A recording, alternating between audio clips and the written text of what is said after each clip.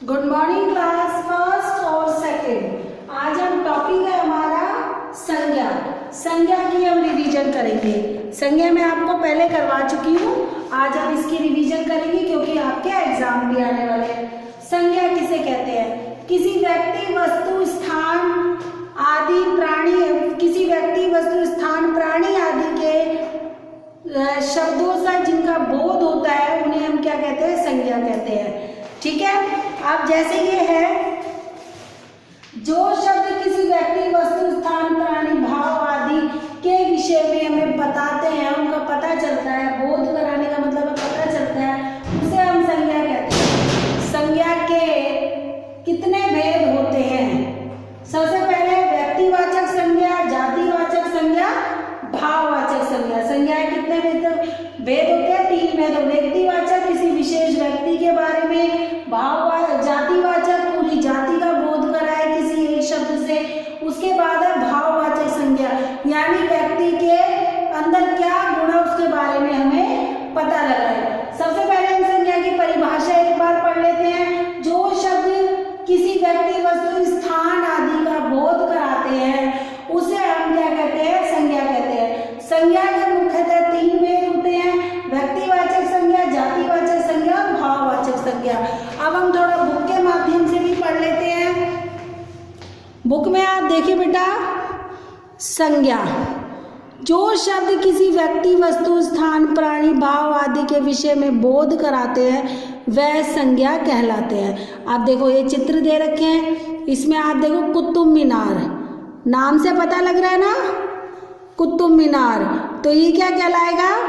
कौन सी संज्ञा हो गई है?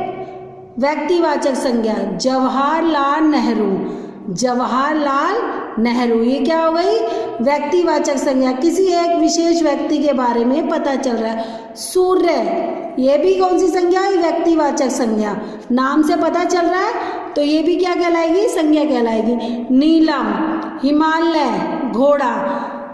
आपने ऊपर दिए गए शब्दों को देखा, इनके नीचे लिखे नाम भी पढ़े, ये सभी नाम संज्ञा शब्द है। क्या कहलाते हैं? ये सभी संज्ञा शब्द कहलाते हैं। किसी भी वस्तु तथा स्थान के नाम को हम क्या कहते हैं? संज्ञा कहते हैं। जैसे आप देखो व्यक्तिवाचक संज्ञा, जिस शब्द से किसी विशेष व्यक्ति, स्थान, वस्तु आदि के विषय में पता चलता है उसे हम व्यक्तिवाचक संज्ञा कहते हैं। जैसे यह लाल किला है, किसी एक लाल किला और कहीं नहीं है, किसी एक विशेष का आपको नाम से पता चल रहा है तो ये क्या कहलाएगा? ये लाल किला। तो ये क्या कहलाएगा? व्यक्तिवाचक संज्ञा। अब यह गंगा नदी है, अगर यहाँ पर केवल नदी लिखा होता तो ये क्या हो जाती? जातिवाचक संज्ञा। लेकिन नाम है, यह गंगा है, तो ये क्या हो गई? व्यक्तिवाचक संज्ञा। यह आलोक है, आलोक किसी का नाम आ गया, किसी एक विशेष पर्सनालिटी के बारे में किसी एक का ही आपको बोध करा रहे हैं तो ये क्या कहलाएगा? व्यक्तिवाचक संज्ञा। ऊपर दिए गए वाक्यों में लाल किला, गंगा, आलोक आदि शब्द व्यक्तिवाचक संज्ञाएं हैं। अब देखो जातिवाचक संज्ञा, जो शब्द किसी व्यक्ति, वस्तु या प्राणी की जाति के संपूर्ण विषय में हमें पता लगा दे उसे हम क्या कहते हैं? जातिवाचक संज्ञा। जैसे महिला, यह महिला है, तो पूरी जाति का पता लग रहा है, लेकिन इसके स्थान पे मैं लिख देती यह विद्या है, यह महिला विद्या है, तो केवल विद्या का पता चलता तो ये क्या हो जाती? व्यक्तिवाचक संज्ञा। लेकिन इसमें क्या लिखा? यह महिला है, यानी कि पूरी जाति के बारे में पता चल रहा है तो हम इसे कहेंगे जातिवाचक संज्ञा। अब जैसे यह हाथी है, यह हाथी है, अगर हाथी का कोई नाम होता, जैसे यह मुनमुन हाथी है, ये शेर, ये गजानंद है, या कोई भी इसका नाम होता, मुनमुन, शेर, कोई भी ऐसा नाम का संबोधित कर देते इसको, तो ये क्या कहलाता फिर? व्यक्तिवाचक संज्ञा।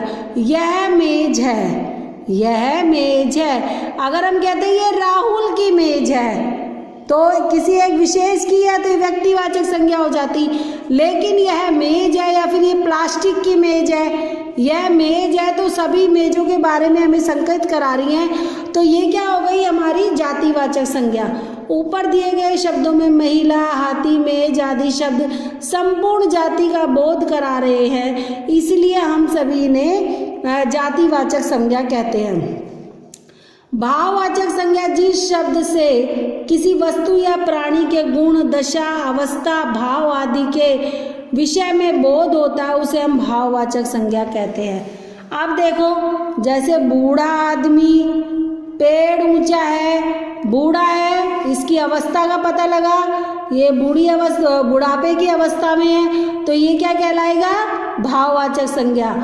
पेड़ बहुत ऊंचा है, यानी इसकी क्या है, ये पेड़ की क्या है, दशा, ये बहुत इसके अंदर गुण है, ये लंबा है, तो ये कौन सी संज्ञा हो गई, भाववाचक संज्ञा। आम मीठा है, आम मीठा है, तो आम क्या क्या गुण है, मिठास, तो ये कौन सी संज्ञा हो गई, भाववाचक संज्ञा। ऊपर दिए गए वाक्य में ऊंचा, बूढ़ा, मीठा आदि शब्द अवस्था, ये अवस्था हो गई दशा, और ये गुण आदि का हमें पता लगा रहे हैं, इसलिए हम इसे भाववाचक संज्ञा कहते हैं। अब आपने लेसन नंबर टॉपिक संज्ञा का आपने रिवीजन कर लिया है, अब आप इसकी अच्छे से प्रैक्टिस कर लेंगे। एग्जाम में इससे संबंधित क्वेश्चन ये आते हैं, जैसे आपको लिखा आ गया, जैसे आपको लिखा आ जाता है, बाय द वे मैं आपको एक दो क्वेश्चन समझा देती हूँ, आपके एग्जाम में आ जाता है, यह आम बहुत मीठा है, और मैंने पूछ लिया ये कौन सी संज्ञा है, आम बहुत मीठा है, मैंने पूछ लिया आपसे कौन सी संज्ञा है, व्यक्तिवाचक संज्ञा, भाववाचक संज्ञा या जातिवाचक संज्ञा, तो आप क्या कहोगे, भाववाचक संज्ञा, क्योंकि आम के गुण का पता चल रहा है। रामपाल एक बूढ़ा आदमी है, रामपाल एक बूढ़ा आदमी है, तो राम की अवस्था का पता लग रहा है, रामपाल का, कि वो बूढ़ा है ना, उसकी अवस्था कैसी है, बूढ़ी अवस्था है, बुढ़ापे में है वो, तो वो क्या कहलाएगी, भाववाचक संज्ञा। ठीक है, जैसे चाचा नेहरू हमारे, या पंडित जवाहरलाल नेहरू हमारे प्रथम प्रधानमंत्री थे, यह लिख दे, तो ये कौन सा हो गया, व्यक्ति, पंडित जवाहरलाल नेहरू लिख दिया मैंने, और आपसे पूछ लिया कौन सी संज्ञा, तो आप क्या कहोगे, व्यक्तिवाचक संज्ञा, क्या कहोगे, व्यक्तिवाचक। अगर मैंने लिखा है छात्र, छात्र कौन सी संज्ञा है, तो आप क्या कहोगे, क्या कहोगे कि ये जातिवाचक संज्ञा, क्यों, पूरे छात्र, पूरे स्टूडेंट के बारे में बोध करा रहे हैं। अब आप इसको अच्छे से अपनी कॉपी में उतारेंगे, इसकी प्रैक्टिस करेंगे, ठीक है।